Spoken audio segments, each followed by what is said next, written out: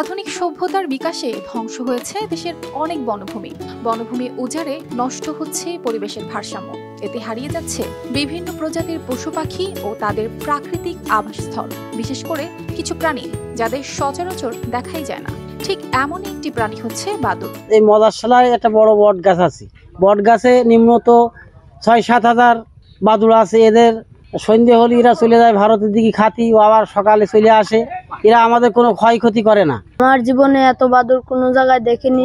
গত কয়েক দশকে এই বাদুড়েরা তাদের জন্য নির্দিষ্ট বাসস্থান খুঁজে পাচ্ছিল না, কিন্তু ঝিনাইদহের মহেশপুর উপজেলার ঝিটকিপোতা গ্রামের একটি বট গাছ তাদের জন্য নিরাপদ আশ্রয় হয়ে উঠেছে। প্রায় ৫০ বছর আগে কিছু বাদুড় এই বট গাছে এসে বসবাস শুরু করেছিল, কিন্তু সময়ের সাথে সাথে সেই সংখ্যা শুধু বেড়েছে।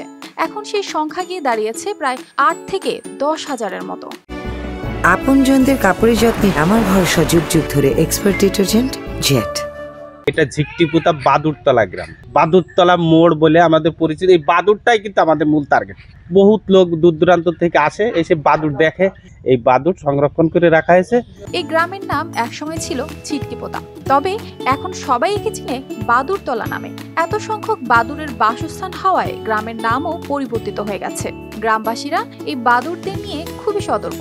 তারা কখনো বাদুরদের বিরক্ত করেনি বা শিকার করেনি। এর ফলে বাদুড়েরা এই জায়গাকে তাদের স্থায়ী আস্তানা বানিয়ে ফেলেছে।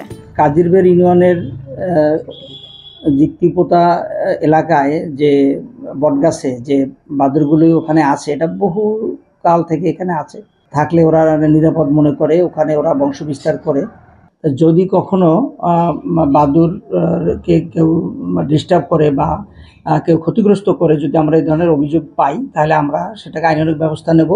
প্রতিদিন এই অদ্ভুত দৃশ্য দেখতে দূর দূরান্ত থেকে দর্শনার্থীরা আসে বাদুরতলা গ্রামে। গ্রামের কবরস্থানের বটগাছে রয়েছে হাজার হাজার বাদুড়ের বাস।